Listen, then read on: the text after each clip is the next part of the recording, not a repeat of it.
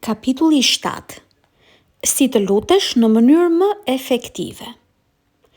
Të gjitha ato që ju kërkoni duke u lutur, besoni se do t'i merrni dhe ju do t'i merrni.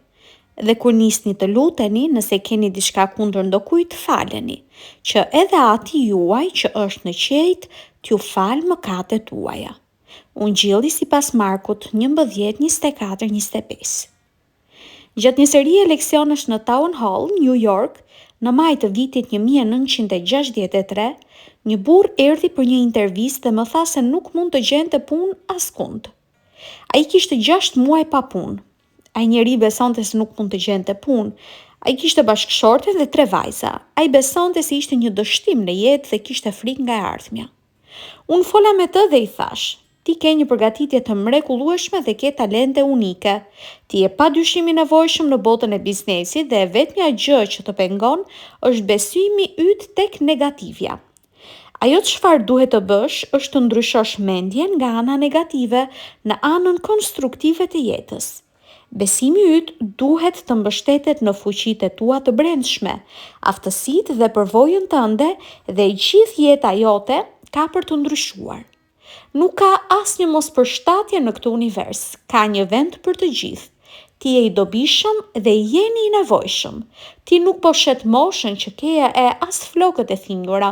Ti po shet talentet, aftësitë dhe përvojën tënde që ke ndër vite. Ajo që ti kërkon është duke të kërkuar ty.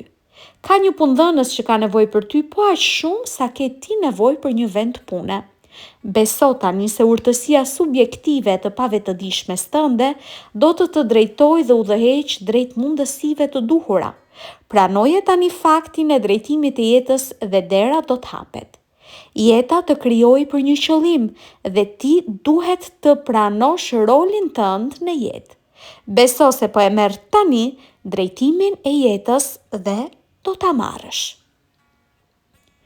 Pas kësaj bisede, shkrova një lutje të veçantë dhe i kërkova që ta përsëriste ngadalë, me zë të lartë, duke besuar çdo fjalë të saj. I shpjegova se të besosh do të thotë të pranosh diçka si të vërtetë. Lutja ishte kështu: e di që ekziston një ligj i përsosur i ofertës dhe kërkesës. Unë jam në kontakt të menjëhershëm me gjithçka që më nevojitet. Unë tani po eci drejt vendit tim të vërtetë. Unë po i shpalos talentet e mia në një mënyrë të mrekullueshme. Unë jam duke bërë ato që dua të bëj dhe kam të rezultate të mrekullueshme në përputhje me integritetin dhe ndershmërinë. Kur ky njeri u largua, ai kishte një shëndrim tjetër mendor. Ai kishte ndryshuar kurs nga një besim se problemi i tij nuk mund të zgjidhej në një besim se problemi i tij mund dhe do të merrte përgjigje. Besoni si do t'i merrni dhe ju do t'i merrni. Ai më telefonoi në hotelin Algonquin, ku qëndroi gjithmonë sa herë që mbaj një leksion në New York dhe më tha: unë u drejtova në vendin e duhur, thash fjalët e duhura dhe i lash një përshtypje të mrekullueshme punëdhënësit tim. U punësova menjëherë. Ky njeri zbuloi përfitimet e mëdha që na vijnë të gjithëve kur mësojmë të lutemi në mënyrën më efektive. Mendimi yt është lutja jote. Nëse flasim nga një këndvështrim i përgjithshëm, çdo mendim dhe ndjenje jotja është lutja jote. Në një kuptim më specifik, lutja është kontakti i vetëdijshëm me inteligjencën e pafund brenda teje. Lutja e efektshme duhet të bazohet në premisën shpirtërore se ka një inteligjencë supreme brenda nesh që bëhet në atë gjën që ne dëshirojmë, deri në shkallën që ne e pranojmë këtë si të vërtetë. Lutja e efektshme është një gjendje qëndrueshme, pohuese e mendjes që rezulton në bindje. Pasi dëshira jote të plotësohet tërësisht në mënyrë të pandërgjeshme, ajo funksionon automatikisht si pjesë e ligjit krijues. Testi i vërtet, nëse e ke arritur apo jo bindjen, është se mendja jote e pranon plotësisht idenë dhe nuk arrin dot të konceptojë të kundërtën. Ti duhet të besosh atë që dëshiron të besosh, dhe kur e bën, ti e ke ngulitur atë me të vërtetë në të pavetëdijshmen tënde. Më pas e pavetëdijshmja jote do të përgjigjet në përputhje me rrethanat. Lutja e efektshme kërkon falje. Një biznesmen e tërheqëse erdhi tek unë për t'u këshilluar. Ajo kishte një kompleks vetvrasjeje dhe tha se ishte e lodhur, e mërzitur, e urrente jetën dhe se nuk kishte asgjë për të jetuar. Historia e saj ishte se kur kishte qenë shtatzën, burri i saj e braktisi atë dhe iku në Kanada me një vajzë të re. Asaj u desh të luftonte për të përballuar jetesën. Ajo duhet të merrej me biznes dhe në të njëjtën kohë t'i kushtonte vëmendje rritjes së fëmijës së saj. Burri i saj nuk i dërgoi kurrë ndihmë financiare. Ai në fakt ishte arratisur me të gjitha parat në llogarinë e tyre të përbashkët bankare së bashku me unazën e saj prej diamanti. Ajo nuk ishte dëgjuar më asnjë fjalë prej tij, por miqtë i thanë se ai kishte siguruar të drejtën e divorcit në Nevada dhe tani ndodhej në Kanada i martuar me vajzën e re me të cilën u arratis. Mendja dhe zemra e asaj gruaje ishin të lënduara dhe ajo ishte plot hidhërim, mëri dhe armiqësi të rrënjosur thellë brenda saj. Ajo tha: "Gratë e tjera rreth meje janë të martuara, të lumtura dhe kanë burra të mirë, por jeta ime po shkon dëm, po plakem. Unë jam e vetmuar, e gjitha kjo është e padrejtë." I thash asaj gruaje se ajo ishte e lidhur me ish bashkëshortin e saj përmes lidhjes së urrejtjes, armiqësisë së thellë dhe mërisë. Kjo të jep një kompleks faji të rrënjosur thellë që rezulton në vetë ndëshkim dhe frikë nga e ardhmja. Nuk je gati për martesë. Bibla thot: "Kur nisni të luteni, falni." Duhet ta lësh atë plotësisht të lirë dhe ta falësh pavarësisht se çfarë ka bërë. Kjo do të të çlirojë nga ndjenja e fajit dhe urrejtjes për veten, që është shkaku i dëshirës tënde për vetvrasje. Mundohu ta bekosh atë dhe të lutesh për të. Ajo vendosi të lutej vazhdimisht kështu: "Unë e çliroj plotësisht ish bashkëshortin tim. Unë e fal plotësisht tani dhe i uroj sinqerisht dashuri, paqe, gëzim dhe lumturi me gruan e tij të tanishme. Gëzohem për suksesin dhe mirëqenien e tij. I uroj shëndet, begati dhe paqe të brendshme. I uroj atij gjithçka që i uroj vetes. Dua të them se jam e sinqert dhe i shpreh këtë me shumë dershmëri. E di që pa vetëdijshmja ime është duke e mbarsur në këto të vërteta që unë pohoj. Nuk kam më gjemba në zemrën time. Dashuria e Zotit i ka tretur ato dhe unë jam e lirë." Ajo më kontaktoi 3 javë më vonë, më dërgoi një letër ku shkruhej: "Më ka ndodhur një mrekulli. Unë jam lutur sipas formulës suaj për të mirën e ish bashkëshortit tim. Ai më telefonoi nga Kanadaja dhe më pyeti për vajzën tonë, të cilën nuk e kishte parë kurrë. Ai tha se kishte qenë i shqetësuar javët e fundit për mënyrën se si e kishte trajtuar atë, se si ai kurrë nuk kontribuoi në asnjë formë për mbështetjen e fëmijës. Ai më dërgoi një çek prej $6,000 dhe përveç kësaj do të paguaj të gjitha shpenzimet e kolegjit për vajzën tonë. Gjithçka është si një ëndër e madhe." Kjo nuk ishte një mrekulli, ishte rezultati i lutjes efektive. Ajo braktisi të gjithë armiqsinë dhe inatin e saj dhe e kishte çliruar dhe falur plotësisht. Ajo ndoqi urdhrin biblik: "Kur nisni të luteni, falni." E pa vetëdijshmja e saj u përgjigj akti të faljes. Brenda pak muajsh, e gjithë skena ndryshoi. Avokati i asaj gruaje i propozoi për martesë dhe unë pata privilegjin e madh të drejtoja ceremoninë e martesës. Nuk kishte asnjë dyshim në mendjen e saj se ky ishte një ligj hynor i tërheqjes. Pasi ata të dy kanë një lidhje ideale dhe në një përputhje të jashtëzakonshme me njëri tjetrin. Ajo mësoi se lutja efektive sjell fitime përrallore. E pa vetëdijshmja jote ka çelësin e suksesit. Ekziston një inteligjencë e pafund që vepron në të pavetëdijshmen tënde, që i përgjigjet të menduar dhe imagjinatës së mendjes tënde të vetëdijshme. Ti duhet të marrësh një vendim përfundimtar në të pavetëdijshmen tënde.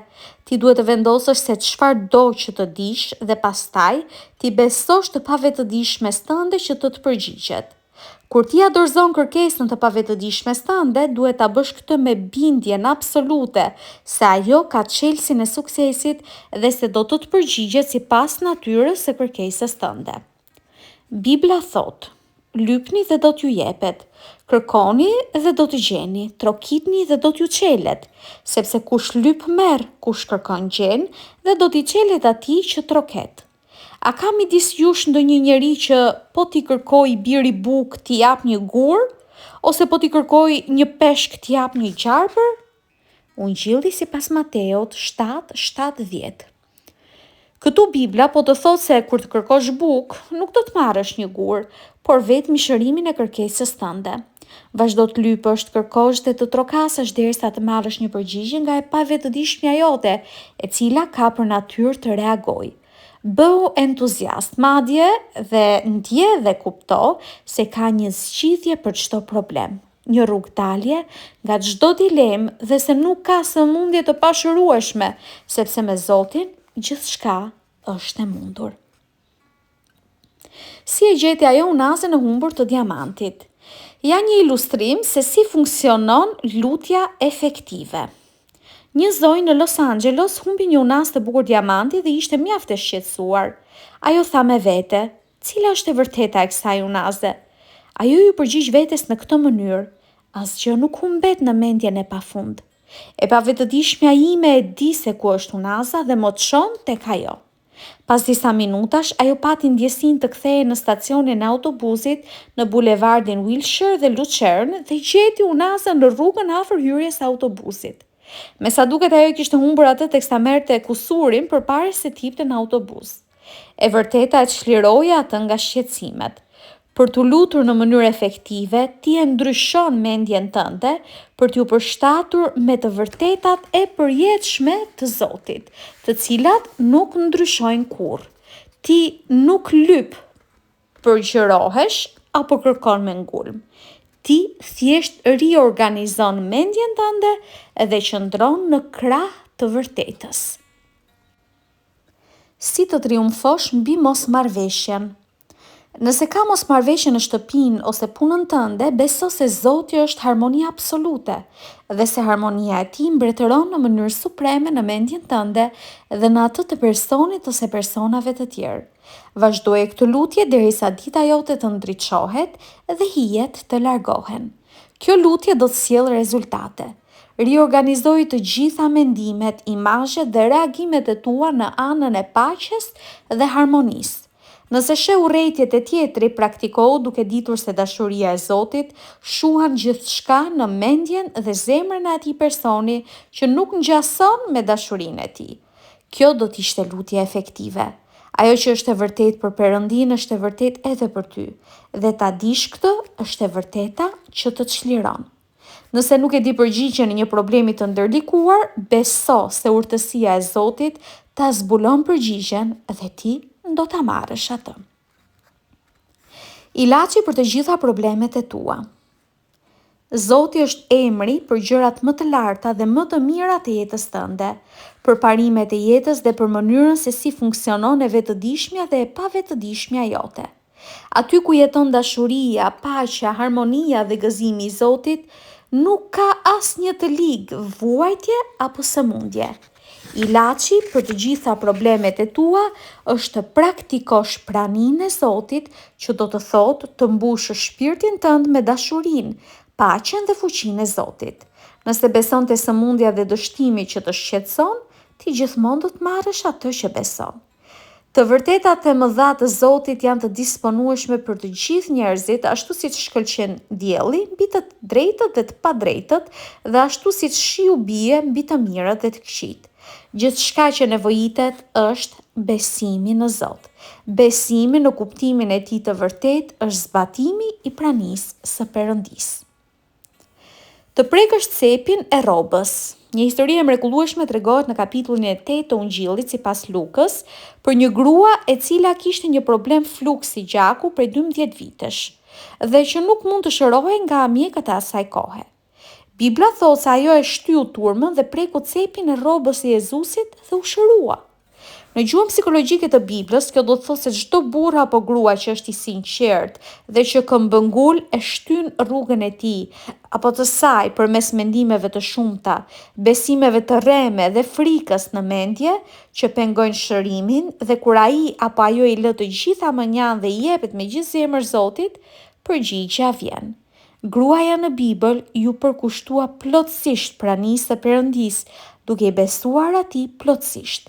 Perëndia ju përgjigj duke i dhënë prezencën e tij shëruese dhe ajo u shërua. A je shitur te Zoti? A je shitur në Perëndinë dhe fuqinë e tij shëruese? Dëgjova një menaxher shitjesh disa kohë më parë teksa fliste me njerëzit e tij. Ai u tha se gjëja e parë që duhet të bënin ishte të gjenin një klient të mundshëm. Hapi i dytë ishte të tërhiqnin vëmendjen dhe interesin e tij. Hapi i tretë të fitonin besimin e tij dhe t'i krijonin një dëshirë. Dhe hapi i katërt ishte të dinin se ja kishin arritur qëllimit, gjë që e bënte të kryer shitjen. A je shitur te Zoti? A beson në mënyrën absolute se Zoti ose inteligjenca e pafund te ty mund të të shërojë, të të zgjidhë problemet, të të vendosë në rrugën e epër me drejt lumturisë dhe paqes shpirtërore? Nëse po, ti po e shet veten te vetja jote e lartë, te Zoti. Vetja jote e lartë është mundësia jote. Kushtoi vëmendje Perëndisë dhe dashurisë së tij. Beso se Zoti që të krijoi mund të të shërojë. I sinqert dhe i ndershëm dhe jepje gjithë fuqinë, besnikërinë dhe përkushtimin tënd Zotit. Ti nuk duhet ja japësh besnikërinë ose përkushtimin asnjë fuqie tjetër. Vetëm kështu dhe vetëm në këtë mënyrë po ja shet veten Zotit. Fillo tani ta përdorësh mendjen tënde në mënyrën e duhur. Refuzo t'i japësh fuqi çdo gjëje përveç shpirtit të gjallë të plot fuqishëm brenda teje.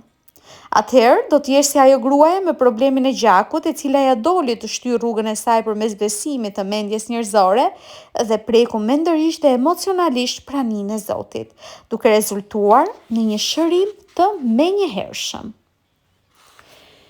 4 hapat për t'u lutur në mënyrë efektive. Hapi i parë është besnikëria, përkushtimi dhe devotshmëria e plot ndaj të vetmes prani dhe fuqisë së vetme, Zotit. Kjo fuqi është brenda teje. Ai krijoi trupin tënd dhe mund ta shërojë atë.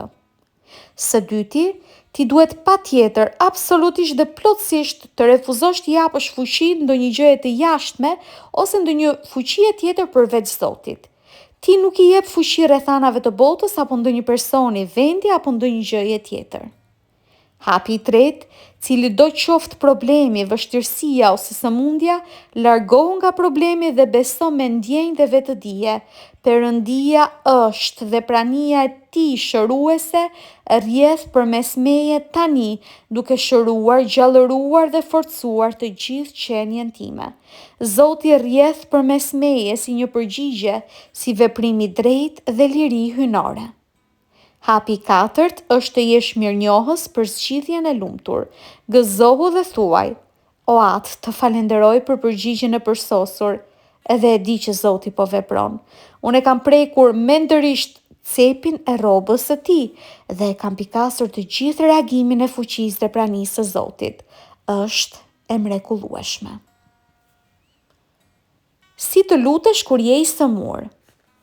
Drejtoju Zotit që banon brenda teje dhe kujtoj vetes paqen, harmoninë, tërësinë, bukurinë, dashurinë e pakufishme dhe fuqinë e pafund të tij.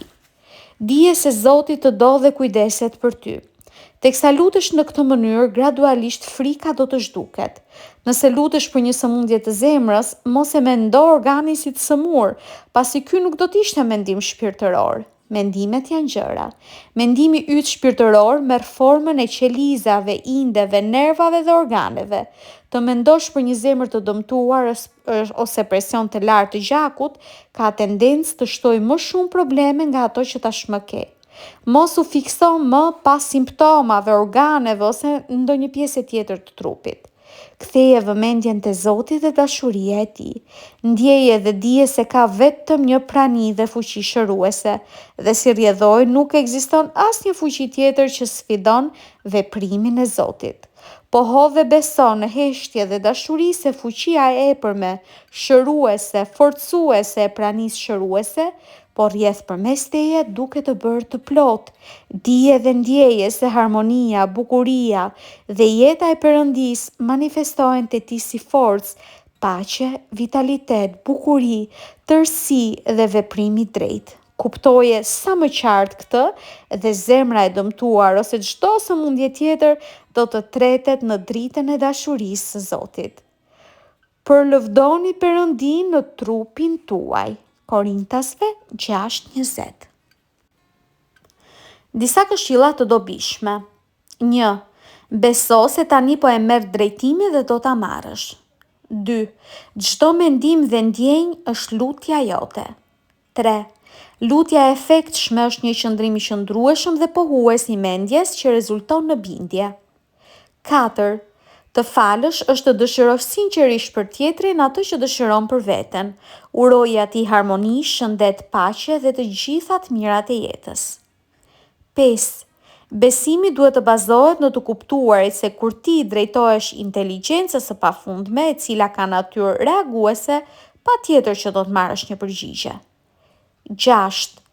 Vazhdoni të kërkoni dhe të trokisni dhe e pavetëdijshmja juaj do t'ju përgjigjet me patjetër. 7. E pavetëdijshmja jote e di se ku është hendi i humbur, thirrë urtësinë e saj dhe ajo do të përgjigjet. 8. Ti nuk mund të përjetosh humbje nëse nuk e pranon humbje në mendjen tënde. 9. Kur i beson fuqisë së pavetëdijshmes tënde, gjithmonë do të marrësh një përgjigje. 10. Treguesi i pranisë së Zotit e ty është prania e paqes, harmonisë, bollëkut dhe shëndetit të përsosur. 11. Zoti është emri për gjërat më të larta dhe më të mira në jetën tënde, për parimin e jetës dhe për ndërveprimin harmonik të vetëdijshmes me të pavetëdijshmen tënde. 12. Jepja veten me gjithë zemër pranisë së Perëndisë dhe Perëndia do të përgjigjet dhe do të të shërojë. 13. Ti je i shitur te Zoti kur beson se inteligjenca krijuese që të krijoi mundet të të shërojë. 14. 4 hapat e lutjes së efektshme janë: 1. Njohja e prezencës shëruese. 2. Pranimi i plotë i fuqisë së vetme. 3. Besimi i së vërtetës. 4. Gëzohu dhe i mirënjohës për përgjigjen. 15. Mos u fikso pas simptomave, organeve ose ndonjë pjese të trupit. Ndjeje dhe dije se prania e pafundme shëruese po rrjedh përmes teje si harmoni, shëndet dhe paqe, duke të bërë të përsosur. Kapitulli 8. Çohu dhe ec. Dr. Evelyn Fleet, drejtoreshe e Forumit të së Vërtetës Psikologjike dhe një bashkëpunëtore imja në Londër, më tregoi për një mikun e saj, i cili ishte prekur nga artriti prej shumë vitesh. Ai kishte marrë të gjitha llojet e barnave dhe kishte përdorur format më të mira të terapisë mjekësore, por pa asnjë rezultat. Doktoresha Fleet më tha se një mbrëmje, ai njeri ishte ngritur në këmbë në klubin e tij në Londër, duke i treguar të gjithë njerëzve të pranishëm se si mund t'i përkulte gishtat dhe këmbët dhe të bënte të gjitha aktivitetet fizike që nuk arrinte t'i bënte dot kur kishte qenë i paralizuar me artrit. Për shkak se nyjat e kockave i kishte patur plot me depozitime gëlqërore që shkaktonin deformimin e duarve dhe të këmbëve. Historia e tij ishte kështu. Pas shumë vitesh terapie, i dëshpëruar thellësisht, ai tha doktorit të tij në Harley Street: "A nuk gjendet në një mënyrë që të bëhet diçka? Duhet të shërohem." Doktori tha: "Po, nëse e zbras të gjitha të hidhërim, vullnet të keq dhe armiqësi prej shpirtit tënd, unë besoj se mund të shërohesh." Kjo ishte pika e kthesës në jetën e tij. Papritur ai pati një dëshirë të madhe për t'u shëruar dhe mori një vendim në mendjen e tij për ta pastruar mendjen një herë e përgjithmonë. Ai e kuptoi se ishte mbajtur peng prej disa inateve të vjetra dhe mërzive të kota, dhe se kishte patur brenda vetes një zjarr inati dhe hakmarrje ndaj shumë personave. Për më tepër, prej vitesh, ai kishte dënuar veten pasi dikur kishte vjedhur një shumë të madhe parash nga një i afërm i tij për të cilin punonte. Ai nuk ja kishte kthyer kurrë parat, ndaj ndjej se po ndëshkoi për atë mëkat që ishte kryer, siç e quante ai, mëkat pra. Ai ishte i bindur se çrregullimi i tij fizik i kishte ardhur prej asaj gjëje dhe se e meritonte që Zoti po e ndëshkonte. Ai shkoi te doktoresha Fleet dhe ajo i tha atij se fjalët që Jezusi i tha të sëmurit me paralizë ishin këto: "Merr zemër, o birë, mëkatet e tua të janë falur." Unë gjilli si pas Mateut 9:2. Në fakt, ç'është më e lehtë të thuash, mëkatet tua të janë falur, apo çohu dhe ec? Unë gjilli si pas Mateut 9:5. Doktoresha Flit i tha mikut të saj se duhet ta falte veten dhe të pajtohej me të afërmin e tij. Ai njeriu ktheu parat duke ja dërguar anonimisht dhe u ndjej jashtëzakonisht i lehtësuar. Ashtu siç i kishte sugjeruar ajo, ai bëri një listë me emrat e të gjithë atyre burrave dhe grave që i urrente dhe nuk donte t'i shihte me sy dhe filloi t'i bombardonte secilin prej tyre disa herë në ditë me mendime dashamirësie, paqeje dhe harmonie.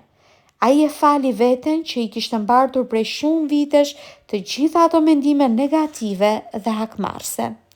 Ai e ushqeu mendjen e tij çdo ditë me fjalët e Psalmit 23 dhe Psalmit 91 dhe pohoi vazhdimisht me zë. Dashuria e Perëndisë pastron mendjen dhe zemrën time dhe ajo më shëron mua. Doktoresha Flit më prezantoi me këtë njeri në fillim të gushit të vitit 1963. Ai ishte i gjallë, i fortë, i vetëdijshëm dhe plot jetë e dashuri. Sekreti i shërimit të tij. Ai besonte se e meritonte të shërohej. Kur ai besonte se duhet të ndëshkohej, ai kapej fort pas gjendjes së tij të paralizuar. Kur e kuptoi se gjithçka që duhet të bënte ishte të falte veten, të falte të tjerët dhe të bënte gjën e duhur atje ku të mundej, dhe të besonte në të drejtën e tij për të patur një shëndet të përsosur, e pavetëdijshmja e tij reagoi. Ai njeri pa përfitime të mëdha në shëndet, paqe mendore dhe vitalitet në faljen e vetes dhe të tjerëve. Mëkatet e tua janë falur, qohu dhe ec. Ungjilli sipas Mateut 9:5. Fuqia është në ty. Shkova në një hotel në Madrid disa vite më parë dhe teksa ju bashkova radhës së njerëzve që lëvizte me ngadalë drejt recepcionit, dëgjova recepcionistin që përpiqej të qetësonte një grua shumë të zemëruar dhe të inatosur. Ajo e quajti atë budalla dhe idiot, duke i thënë se duhej përjashtuar nga puna. Ishte interesante të shihej reagimin e tij. Ai u përgjigj: "Më vjen keq, zonjë. Duhet të ketë ndodhur ndonjë gabim, emri juaj nuk është regjistruar tek ne dhe nuk ka asnjë rezervim sipas të dhënave tona. Unë do të bëj më të mirën që mundem dhe me siguri do të gjej diçka për ju." Ajo vijoi me zë të lartë, e ndërpritej me intervale nga recepcionisti, i cili thoshte: "Po zonjë, dhe më vjen shumë keq për të gjitha, dhe nëse do të isha në vendin tuaj do të ndihesha njësoj si ju." E vëzhgova atë djalë të ri. Nuk dha asnjë kundërpërgjigje të zemëruar. Nuk u skuq as pak prej zemërimit, ai nuk shpalosi asnjë bezdi apo acarim. E shikoi me qetësi dhe dashamirësi gruan nga New Yorku dhe ishte miqësor, i këndshëm, i sjellshëm dhe mjaft efikas në punën e tij. Kur arrita te recepcioni i thash: "E admiroj qetësinë tënde", të përgëzoj. Ai më citoi një paragraf, vargu 19 të kapitullit 21 të Ungjillit sipas Lukës. "Me durimin tuaj, ju do t'i fitoni shpirtrat tuaj." Student në moshë të re, nuk e lejoi tërbimin e asaj gruaje që ta trondiste. Ishte zotrues i mendimeve dhe reagimeve të tij. Ai më tha se të gjithë punonjësit në hotel, kamarierët, kambanerët, shërbyesit dhe shoferët ishin studentë nga universitetet të ndryshme në Europë që punonin për muajt e verës për të paguar studimet e tyre. Ai kishte një durim që përmban pjekuri, shëndet mendor, njohje fizike dhe do t'i vazhdoi të ngjitet lart e më lart. Mos e harro kurrë se fuqia është te ti dhe jo tek të tjerët. Memeci bëhet lektor. Një herë një mësues më tha se nuk kisha për të bërë kurrë një folës publik, ndaj as që duhet ta ëndërroja një gjë të tillë. Unë isha një djalë i ri në atë kohë dhe më mbahej goja shumë. Reagimi im ishte plot zemërim dhe thash me vete: "Do ta tregoj unë. Unë do të flas në publik përpara mijëra njerëzve." E pavetëdijshmja ime reagoi në përputhje me rrethanat dhe bëri që bindja që unë kisha të realizohej. Instinktivisht e refuzova mendimin e tij. Nëse do ta kisha pranuar deklaratën e tij negative, do t'isha viktimë e autohipnozës dhe padyshim nuk do t'isha bërë kurrë një lektor publik. Si u ngrit ajo si këngëtare? Një profesor në Vjenë i dha zonjës Schumann-Heink se ajo nuk ishte zë, ndaj duhet të kthehej në shtëpi e të bëhej një shtëpiake e mirë. Ajo e refuzoi opinionin e tij dhe nuk pranoi të bënte siç thaj. Ajo besonte se Zoti që i kishte dhënë asaj zërin për të kënduar, do t'i tregonte rrugën dhe do ta hapte derën, gjë që ai e bëri. Të gjithë ne e njohim sot fal famës së saj, kadencat e këngët madhështore të Zotit që erdhën përmes saj. Triumfi ndaj komplekseve të inferioritetit dhe refuzimit. I thash një vajze të re në një dyqan në Los Angeles: "Ti je një vajzë e re dhe shumë e bukur e simpatike." Ajo u përgjigj: "O, mos e thuaj këtë. Nëna ime thot se jam më e shëmtuar dhe më e ngatha nga të gjithë anëtarët e familjes." Vajza besonte vërtet ashtu, por ndryshoi mendje kur kuptoi se kishte qenë viktime e mendimeve negative nga ana e nënës së saj. Ajo kuptoi shpejt mënyrën e funksionimit të pavetëdijshme së saj, duke ngulitur në mendjen e saj konceptin se ajo është një bie e Zotit dhe një me fuqinë dhe urtësinë e pafundme. Ajo tani po mbart një imazh të vërtetë të vetes si një fëmijë i Zotit dhe është e vendosur, e ekuilibruar, e qetë dhe e sigurt. Të pohosh unë jam një fëmijë i Zotit, e më pas të thuash unë jam e shëmtuar, jam e ngathët, krijon një konflikt në mendje që rezulton në një inferioritet të thellë dhe kompleks refuzimi. Fuqia e mendimit. Ashtu si mendon njeriu në zemrën e tij, ashtu është ai. Mendimi është e vetmja fuqi krijuese që ti njeh. Ti duhet të mendosh nga këndvështrimi i Zotit dhe të vërtetat të përjetshme dhe jo nga këndvështrimi i opinionit njerëzor, besimeve të rreme dhe propagandës së botës. E vërteta për ty është se Zoti po kërkon të shpaloset përmes teje. Ti je një instrument i hynores dhe duhet të fillosh që tani të kuptosh fuqinë e mendimeve, ideve dhe imazheve të tua mendore. Mos lejo që mendja jote të rëndohet me mendime të rreme dhe copëza të pjesshme të vërtetave të Perëndisë.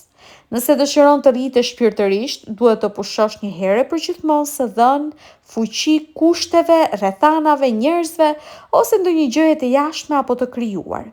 Fuqia e vetme është Zoti dhe ti je një me Zotin kur ti mendon kështu. Zoti është prania e vetme dhe fuqia e vetme. Mendimet e mia janë mendimet e Zotit dhe fuqia e Zotit është me mendimet e mia të së mirës. Zoti është fryma e gjallë brenda teje që të krijojë dhe kërkon të shprehë harmoninë, gëzimin dhe paqen përmes teje. Nuk ka asnjë fuqi të mbartur në mendimet e një personi tjetër, qoftë klerik, mjek, gazetar e tjerë. Mendimet e frikës dhe plogështisë nuk do të kenë asnjë efekt mbi një njeri të mbushur me besim te Zoti dhe të gjitha gjërat e mira.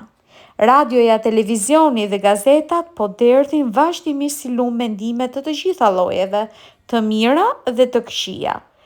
Ti dhe shumë njerëz në fakt nuk preken fare prej tyre, po kështu ti ke fuqinë të refuzosh të gjitha mendimet negative dhe shkatruese, sepse mendimi yt është e vetmja fuqi krijuese dhe ti mund t'i zgjedhësh mendimet e tua. Ai po vdiste me ngadalë. Disa vite më parë vizitova një mik të vjetër në Hawaii. Ai ishte, siç më tha, viktimi një mallkimi nga një magjistare kohuna dhe po vdiste me ngadalë. Doktorët u përpoqën t'ia lehtësonin paralizën përkeqësuese, por pa dobi. E dija se ishte viktime një mendimi djallëzor të një të ashtu quajtur e lutje e vdekjes. Ai kur nuk ishte arsyetuar në mendjen e tij të kuptonte se ekziston vetëm një fuqi dhe se nuk ka ndarje apo grindje në këtë fuqi. Një pjesë e Zotit nuk mund të jetë antagoniste me një pjesë tjetër. Natyra e tij themelore është uniteti dhe dashuria. I shpjegova se nuk kishte asnjë fuqi të keqe, asnjë djallë përveç frikës dhe ignorancës së tij. Gradualisht, ai filloi të kuptonte se ishte viktime autohipnozës, se kishte pranuar mendimin e vdekjes, e kishte përvetësuar atë dhe pavetëdijshmja e tij kishte vazhduar të sillte vdekje në trupin e tij. Ai burr ishte i përfshirë emocionalisht me një grua vendase nga Hawaii, e cila kërkoi hakmarrje pasi ai u martua me dikë tjetër të racës dhe fesë së tij. E vizitova për disa ditë rresh dhe i thash se kisha takuar ish të dashuren e tij dhe se gjithçka ishte në rregull. Mallkimi ishte hequr dhe ai do të shëroj brenda disa ditësh. E gjithë kjo ishte një sajes nga ana ime. Nuk e kisha takuar ish të dashurin e tij, as magjistarin Kahuna, e as kënd tjetër të lidhur me të. Ishte një hile e vjetër të cilën unë e përdora. I dhash atij një mendim të kundërt që neutralizonte atë mendim me të cilin ai ishte mbarsur. Mendimi i shëndetit të mirë dhe shërimit të përsosur tani ishte mbizotërues në mendjen e tij. E pavetëdijshmja pranon zotërimin e dy ideve në çdo kohë. Ai u çua dhe eci dhe u shërua plotësisht. Tani është në shtëpinë e Irland me një bashkëshorte irlandeze. Ajo çfarë besonte ju realizua. Besoi se i ashtu quajturi mallkimi ishte hequr, pranoi mendimin tim dhe e pavetëdijshmja e tij u përgjigj siç duhej. Zhvillimi i ekuilibrit dhe balancës. Të gjitha frikrat, ankthet dhe parandjenjat e tua shkaktohen nga besimi yt në fuqitë e jashtme dhe faktorët keqdashës. E gjithë kjo bazohet në ignorancë. E vetmja fuqi krijuese jo materiale për të cilën je i vetëdijshëm është mendimi yt, dhe pasi je i vetëdijshëm për fuqinë krijuese të mendimit tënd dhe se mendimet janë gjëra, ti çlirohesh menjëherë nga çdo ndjenjë robërimi dhe skllavërie. Mendja të zgjuarit nuk u jep fuqi gjërave, kushteve, njerëzve apo rrethanave. Ajo është plot qetësi, ekuilibër dhe balancë, sepse e di se mendimet dhe ndjenjat e njeriut formojnë, krijojnë dhe formësojnë fatin e tij. Ai nuk ka frikë nga asgjë dhe nga asnjë person, sepse i vetmi armik që mund të ketë ndonjëherë është mendimi i tij negativ apo i frikshëm. Mendo të mirën dhe e mira do të vi, mendo të keqen dhe e keqja do të vi. Shkruaj të vërtetat e këtyre fjalëve në mënyrë të pashlyeshme në zemrën tënde. Ndale transferimin e fuqisë që është brenda teje të shkojë të shkopin gurët dhe mendimet e marra të tjerëve. Idetë e rreme nuk kanë fuqi. Bibla thot: a dëshiron të shërohesh? A beson vërtet se prania e Perëndisë mund të të shërojë tani? A beson në mënyrë absolute në praninë e pafundme shëruese brenda teje, apo mendon se sëmundja është e pavarur nga mendja jote? Mendon se je i pashërueshëm? A mendon se vullneti i Perëndisë për ty është sëmundje, dhimbje dhe telash? Nëse po, këto mendime të pafuqisë, sëmundjes dhe vuajtjes po ta rrëmbejnë shëndetin, vitalitetin dhe qetësinë mendore. Idetë e rreme nuk kanë fuqi tjetër përveç fuqisë që ti u jep atyre. Besimi yt të shëroi. Hape mendjen dhe zemrën tënde ndaj fuqisë shëruese të Zotit dhe fuqia shëruese do të rrjedhë te ty, po me aq siguri sa drita dhe nxehtësia e diellit do të hyjë në banesën tënde kur hapen dritaret për të marrë dritë dhe nxehtësi, dhe po në të njëjtën mënyrë si ajri do të nxitojë për të mbushur një vakum. A ke bërë ndonjëherë inventarin e gjërave që mban të akumuluara në mendje? A është mendja jote ngarkuar me shumë besime, koncepte dhe imazhe të rreme pa vlerë? Pse të mos heqësh dorë nga gjitha konceptet e tua të rreme tradicionale për Zotin dhe jetën dhe të përqafosh besimin në fuqinë e vetme krijuese brenda teje, se vullneti i Zotit për ty është jeta më e bollshme dhe e mirë e që i ka përcen ëndrat e tua më të mëdha. Pse ty nuk mund të të bëhet lavashtruri? Jepja vëmendjen, dashurinë, nderimin dhe përkushtimin tënd inteligjencës krijuese të gjithësisë, si burimi i shëndetit, lumturisë, sigurisë dhe paqes tënde mendore. Dhe mrekullitë kanë për të ndodhur në jetën tënde. Mos u hipnotizoj, mos prano të bëhet lavashtruri nga frika, ignoranca dhe bestytnitë e botës. Askush nuk mund të të hipnotizojë pa pjesëmarrjen tënde mendore. Nëse refuzon të përqendrohesh në atë që thuhet, por përkundrazi të shtrosh gosti me Zotin dhe fuqinë e tij të pakufishme, ti do të jesh i lirë dhe nuk ka për t'u bërë kurrë lavashtruri. Ajo sëmundja për të cilën ti flet nuk ka fuqi, nuk ekziston parimi i sëmundjes. Është një model i rrejë mendimi i strehuar në të pavetëdijshmen tënde dhe duhet të vdesë teksa ti jeton me shërimin, bukurinë dhe përsosmërinë e Perëndisë. Një shkak i ri vihet në lëvizje për të menduarit tënd harmonik, i cili do të prodhojë një efekt të ri, kryesisht shëndetësor. Qëndroj qetë dhe i ekuilibruar. Një person nervoz apo neurotik ose një fanatik fetar është tejet i manipulueshëm. E vërteta është një paradoks. Ti mund të këmbgulësh se qëndrimi pranë një ventilatori të shkakton dhimbje qafe. Kjo është një vërtet relative për ty sepse ti e beson këtë gjë, por ventilatori është i padëmshëm dhe nuk ka asnjë fuqi. Fuqia është në mendjen dhe shpirtin tënd dhe në jetën tënde të mendimit dhe besimit. Nëse do t'ishte e vërtet që ventilatori e sëmur një njeri, atëherë gjithë njerëzit do të vuanin njësoj prej ventilatorëve. Është besimi subjektiv i individit ajo që është dhe përbën shkakun. Feja jote është mënyra se si ti jeton. Feja jote apo njohuria mbi ligjet e mendjes ka rëndësi të pakët nëse nuk i zbaton të vërtetat e Zotit në jetën tënde të përditshme. Fjala, ide të vërteta duhet bëhet të mishërohet pranë ekranin e hapësirës. Ne e dim se cili është koncepti yt për Zotin nga ajo që ti thua, që bën dhe që shpreh në jetën tënde. Ti je këtu për të dramatizuar dhe portretizuar Zotin në punën tënde, marrëdhëniet e tuaja me të tjerët dhe në të gjitha funksionet dhe veprimtaritë e tua. Ti bësh çfarë dënon. Kur shan, kritikon dhe gjen gabimet e të tjerët, ti fillon t'i japësh shembull për atë që kritikon. Kur je i zemëruar, armiqësor dhe hidhëruar, mendja jote është shumë më pranuese ndaj mendimeve negative, të frikshme dhe të urryera të botës.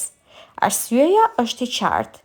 Ti je duke vepruar në një nivel vibrimi shumë të ulët dhe po e hap mendjen tënde ndaj të gjitha llojeve të vibrimeve të zemërimit dhe urrëties të mendësisë së zakonshme njerëzore.